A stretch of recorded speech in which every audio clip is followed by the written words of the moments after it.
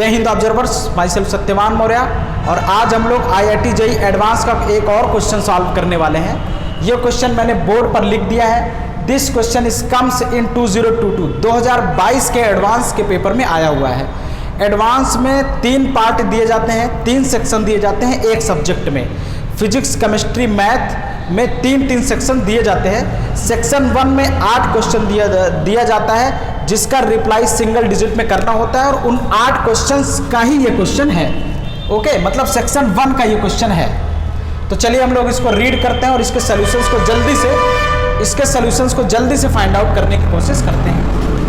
On a frictionless horizontal plane, a bob of mass m is equal to 0.1 kilogram is attached to a spring with natural length L naught is equal to 0.1 meter. The spring constant is K1 is equal to 0.009 Newton per meter.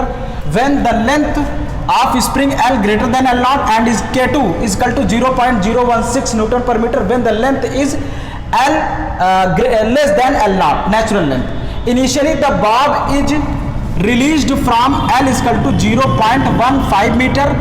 Assume that the Hooke's law remains valid throughout the motion if the time period of full oscillation is, full oscillations की बात कर रहा है, यहाँ देखिएगा, is t is equal to n into pi second, then the integer closest to n is, तो हमें ये n की वैल्यू बताना है, कौन से इंटीजर के क्लोजेस्ट होगा वो इंटीजर हम लोग यहाँ पे लिख देंगे। That will be the answer. मतलब क्वेश्चन क्या कह रहा है? क्वेश्चन कह रहा है कि एक हमारे पास बेस है, इस पे एक मास रखा हुआ है जिसकी वैल्यू कितना है 0.1 किलोग्राम। ओके, और ये एक स्प्रिंग से अटैच है। स्प्रिंग का जो नेचुरल लेंथ है वो कितना है 0.1 मीटर, यहाँ से आपका इनिशियल पॉइंट से। ओके, और अब हम लोग इसको क्या करते हैं 0.15 जो आपकी डिस्टेंस है वहां से इसको हम लोग ऐसे खींच के छोड़ देंगे। तो जब जिस समय हम लोग खींचे रहेंगे उस समय स्प्रिंग आपका नेचुरल लेंथ से ज्यादा हो जाएगा, तो ये आपकी क्या हो गई लेंथ, और यहां से यहां तक की जो डिस्टेंस हो गई कितना हो गया 0.1, तो इसका जो पोजीशन है 0.15 मीटर है।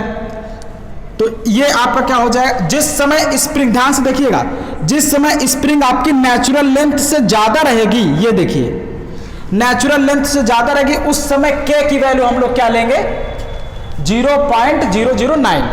तो स्ट्रेच्ड फॉर्म में आपकी स्प्रिंग की के की वैल्यू कितनी आएगी 0.009 न्यूटन पर मीटर।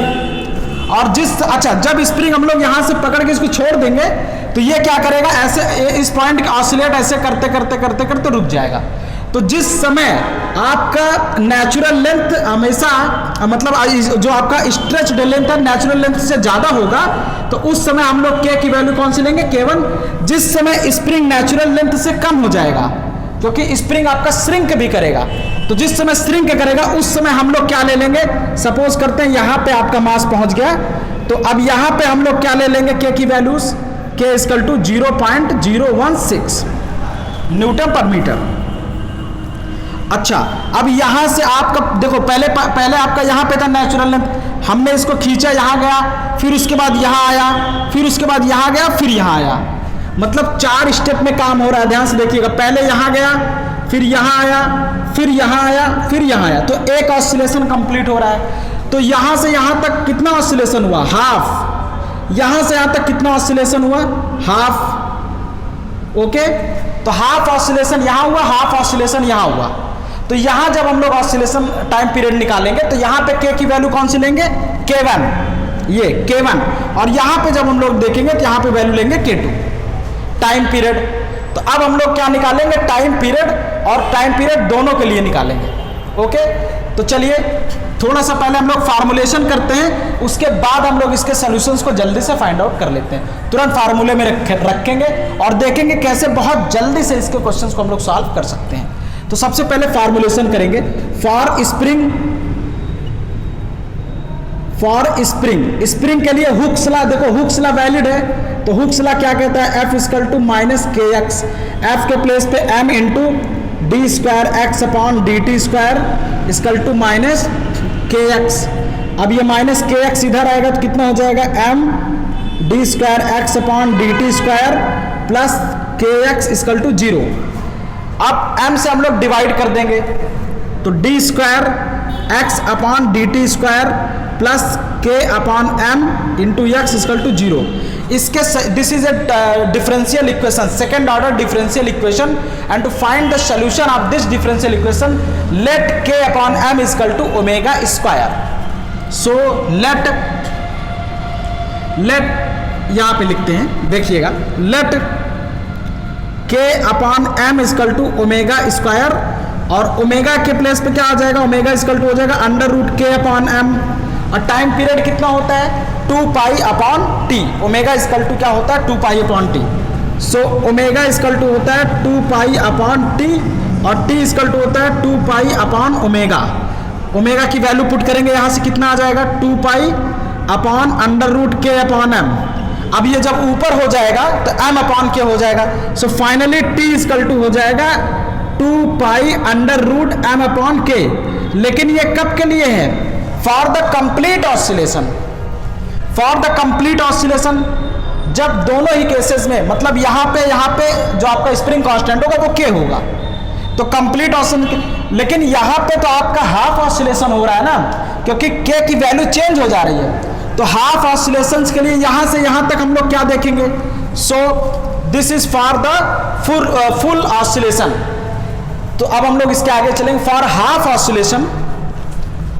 चलिए इसको मैं हटा रहा हूं, देखिएगा, फॉर हाफ ऑसिलेशन। तो हमें यह प्रूव करना था कि फार्मूला क्या रखें। चलिए, तो t इक्वल टू कितना आ गया 2 pi under root m upon k. देखते रहिए। अब सबसे पहले हम लोग क्या करेंगे, ऑसिलेशन कहां से कहां तक जा रहा है, यहां से यहां तक।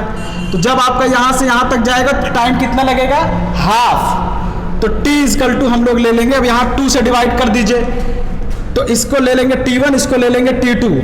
तो t1 कितना हो जाएगा, t1 हो जाएगा pi under root k1 upon m upon k1, m upon k1।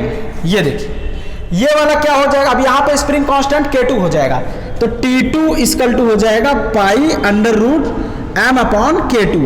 तो टोटल कितना टाइम लगा, क्योंकि हमें फुल ऑसिलेशन बताना है। तो for full oscillation t equal to हो जाएगा pi under root m upon k1 और plus pi under root m upon k2। अब सबकी वैल्यूज हम लोग पुट करेंगे, कितना आएगा देखते रहिए। t इक्वल टू पाई बाहर ले लीजिए, अंडर रूट के अंदर m अपॉन k1, m की जगह हम लोग वैल्यू पुट करेंगे क्या 0.1 अपॉन k1 के प्लेस पे 0.009 प्लस अंडर रूट के अंदर यहाँ पे m की वैल्यू फिर से 0.1 अपॉन k2 की वैल्यू कितना आ जाएगा 0.016। ओके पाई। अब यहां से देखिए, यहां से हम लोग इसको जब डेसिमल हटाएंगे तो ऊपर आपका 100 आ जाएगा और नीचे आपका 9। तो ओवरऑल 100 अपॉन 9 प्लस यहां पे भी डेसिमल कैंसिल होगा तो ऊपर आ जाएगा 100 अपॉन 16। तो पाई आपका कॉमन चल रहा है पाई। अब अंडर रूट 100 का कितना होता है 10 अपॉन 3 प्लस 10 अपॉन 4। तो इसको देखिए, एलसीएम लीजिए, कितना आएगा आपका 12, 3 4 जो 12 और यहाँ पे 40 और प्लस यहाँ पे 30, कितना आया 70 अपॉन 12 इंटू पाई। ये पाई मल्टीप्लाई हो जाएगा तो अप्रॉक्सीमेट 12 6 जा 72, 12 6 72। इसका मतलब t इक्वल टू आप देखिए यहाँ पे, तो अगर यहाँ पे 2 होता थोड़ा सा तो 6 टाइम चला जाता, तो यहाँ पे अप्रॉक्सीमेट 6 पाई आपका आएगा। तो आप ये टाइम पीरियड इसके साथ कंपेयर करिए, इसके साथ कंपेयर करेंगे तो n इक्वल टू कितना आ जाएगा 6। So answer will be, so answer is क्या हो जाएगा 6। तो n की वैल्यू कितनी आ गई 6। ये पूरा अप्रोच था क्वेश्चंस का, तो ज्यादा टफ नहीं था। हालांकि आप ये तो मैंने पूरा डिराइव किया पहले टाइम पीरियड, आपको क्वेश्चन को दिखाने की कोशिश करते हैं हम, अदरवाइज सॉल्व करना हो तो इतना दिमाग आपको रखना पड़ेगा, खड़ाखट करते चले जाइए। ये फार्मूला डायरेक्ट आप रखिए। ओके, तो ये था पूरा हमारा अप्रोच। अब देखते हैं इसको बहुत फास्ट कैसे सॉल्व करते हैं। इसको मैं रिमूव कर रहा हूं, थोड़ा सा टाइम बचा के कैसे सॉल्व किया जाता है डायरेक्ट। देखिए इसको नोट कर लीजिए आप लोग प्लीज। चलिए अब देखिए कैसे हम लोग तुरंत क्वेश्चन को सॉल्व कैसे करेंगे, देखिएगा। अब जैसे ही आप क्वेश्चन इसको पढ़िए तो आप समझ जाइए इसका मतलब आपका ये क्या बोलते हैं कि हाँ हुक्स लॉ आपका वैलिड हो रहा है। हुक्स लॉ जब वैलिड हो रहा है तब आप तुरंत समझ जाइए इसका मतलब आधे तक आपका क्या हो रहा है, आधे तक आपका K1 और आधे तक आपका K2। तो T इक्वल टू कितना हो जाएगा, pi under root m upon K1 plus pi under root m upon K2। अब उसके बाद पाई आप कॉमन लीजिए, m के प्लेस पे कितना है, अंडर रूट के अंदर 0.1 upon 0.009 plus under root 0.1 upon 0.016।